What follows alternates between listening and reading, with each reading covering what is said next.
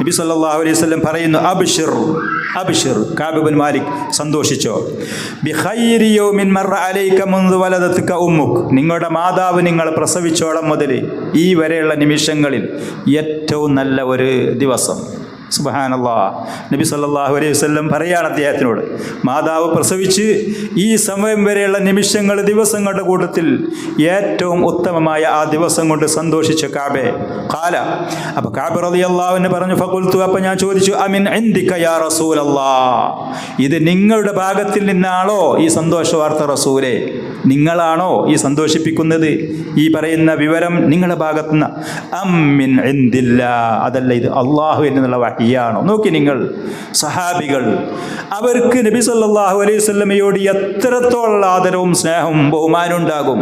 ഇന്ന് ഖുറാഫികൾ പറയും ഞങ്ങൾ ഹുബ്ബുർ റസൂലാണ്, റസൂലിനെ സ്നേഹിക്കുകയാണ് എന്ന് പറഞ്ഞിട്ട് പരിധിയുടെ അപ്പുറത്തേക്ക് റസൂലിനെ ഉയർത്തിയിട്ട് അള്ളാഹുവിൻ്റെ ഹക്കുകളും അവകാശങ്ങളും, യാ അക്രമൽ ഖൽഖി മാലി മൻ അലൂദു ബിഹി സിവാക ഇൻദ ഹുലൂലിൽ ഹാദിസിൽ അമീമിലെ, ബഹുമാനാദരണീയരായ റസൂലേ, നിങ്ങളല്ലാതെ എനിക്ക് വിളിച്ചു തേടാൻ ആരുമില്ല, അള്ളാഹു ഒന്നുമില്ല, ഇപ്പുറം അള്ളാഹുവില്ലേ?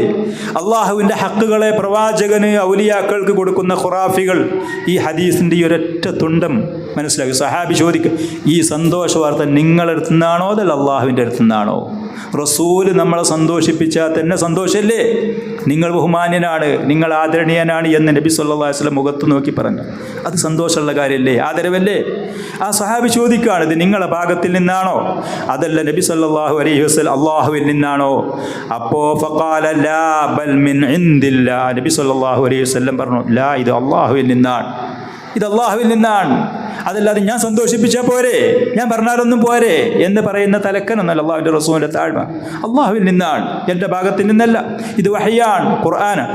വകാന റസൂലുള്ളാഹി സ്വല്ലല്ലാഹു അലൈഹി വസല്ലം ഇദസ്തനാറ വജ്ഹുഹു കഅന്ന വജ്ഹഹു ഖിത്അത്തു ഖമർ, റസൂൽ ഒരു കാര്യത്തിൽ സന്തോഷിക്കുമ്പോൾ അവിടുത്തെ മുഖം 14-ാം രാവിലുള്ള ചന്ദ്രൻ്റെ ഒരു കഷ്ണം പോലെ കത്തിപ്രകാശിക്കുന്നത് ഞങ്ങൾക്ക് കാണലുണ്ട്.